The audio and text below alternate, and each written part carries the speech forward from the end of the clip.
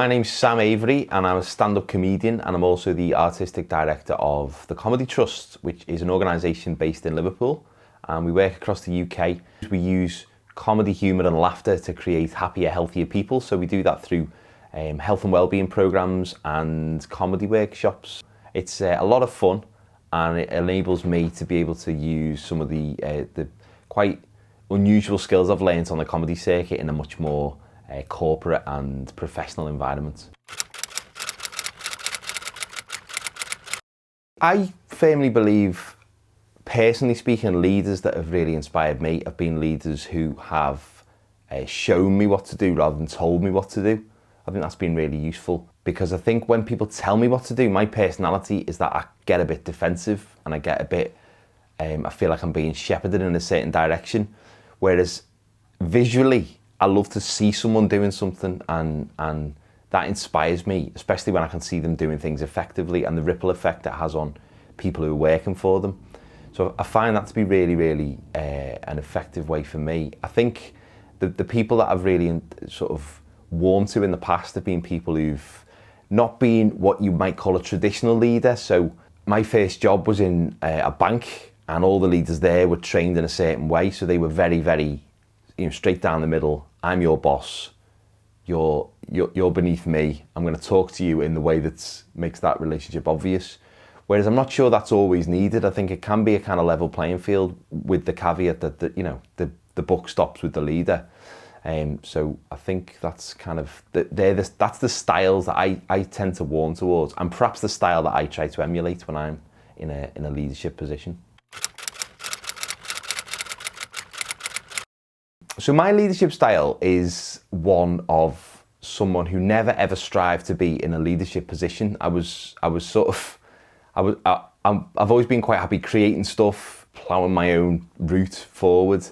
And it just so happens that from starting to work at the Comedy Trust around about 16 years ago, everyone in the position above me has left the organisation, and I've just then been elevated into their position through no other reason other than it seemed like the natural step for me to make. So, and every time that's happened, I've spoke to the trustees. We're a charity, so we have a board of trustees, and I've said to them, look, I don't really want this job, but obviously I'll take it on because I care about the organisation and I know what someone needs to do the job at this stage. So I've sort of stepped up to do that. And then I found myself quite comfortable in the position, really. But I'm saying that as someone who we don't have a huge amount of staff. We have a lot of freelance people who work with us. And I suppose what I try to do is instill the kind of the ethos of the organisation into the people. So it's less about, I suppose I'm trying to, this sounds really kind of, but like I'm trying to embody what the organisation's trying to do and show people how we can then get that message across to people. So, be professional, but also be entertaining, be funny, but don't offend people, and also how do we keep that conversation going between all the members of staff so that we all know the exact direction that we're going in.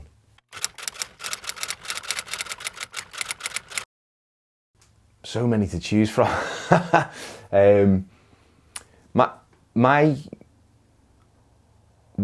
suppose I have made many mistakes as a leader, and I think it's important to recognise those mistakes, and I think it's important to learn from them, or try to learn as much as you can from them.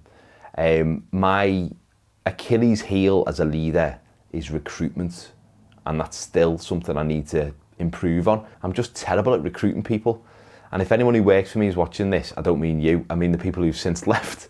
I've recruited 2 or 3 people who have been really unsuitable for the job and have underperformed in the role.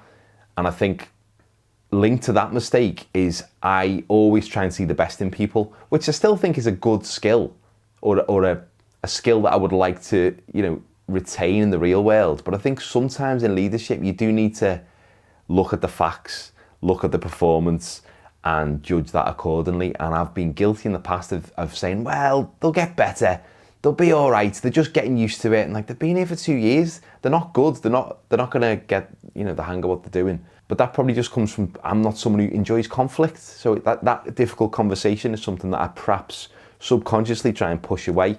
And I'm very aware that that's a weakness. So If any of my staff are watching, don't take advantage of that. But it is something that I am trying to improve at and trying to address in the future. I've recruited some, right? You can take that bit out.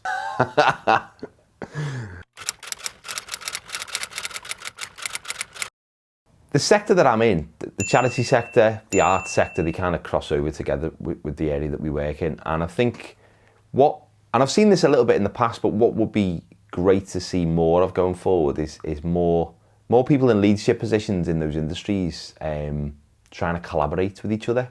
We all know what we do is really valuable. We all know what we do is really important, and we're dead passionate about it.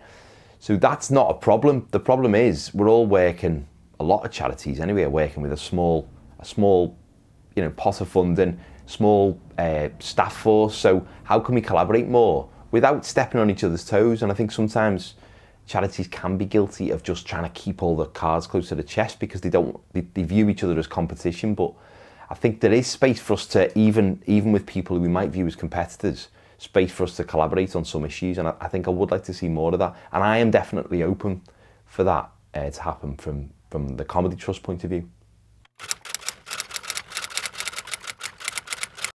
For new leaders out there, I would say the same thing that I say to all the brand new comedians that we work with on our comedy courses. You've got to be yourself, which sounds like a cliche, but you've got to be the kind of leader that fits your personality. You can't just watch someone else and the way they do it and suddenly start acting like them, because people aren't going to respond to it. It's not going to be authentic. It's got to be related to the personality that you've got and that you're comfortable with. Because if you start putting an act on, you're going to be knackered within a couple of weeks, never mind 20 years. So it's finding the leadership style that works for you and fits your personality. And if that is using humour, that's great. I mean, I think humour is a really valuable thing to use in leadership positions if the situation is correct for it, and if you feel like it's something that can enhance the situation or diffuse the situation. Humour's great, builds connections, it relaxes people. It's a wonderful tool. It's something that we also have to be a bit, careful of, because I know as a stand-up comedian, that's my background, and then being a leader in an organisation, there has been occasions in the infancy of my leadership career where I'm joking, I'm laughing, we're all giggling, but it's actually derailing the discussion we're trying to have, or it's making the situation into something that it doesn't need to be. So it's something that needs to be used with kid gloves, but if that's your personality, don't hide it away. Utilise all the things that you've got. So that's what I would say to new leaders, because it can be quite daunting. Everyone to a degree has some kind of imposter syndrome, and I've spoke to people who are real high up CEOs of huge corporations, and they say, I have it sometimes. So don't feel like that's something that you're the only one suffering with, because, it's very common.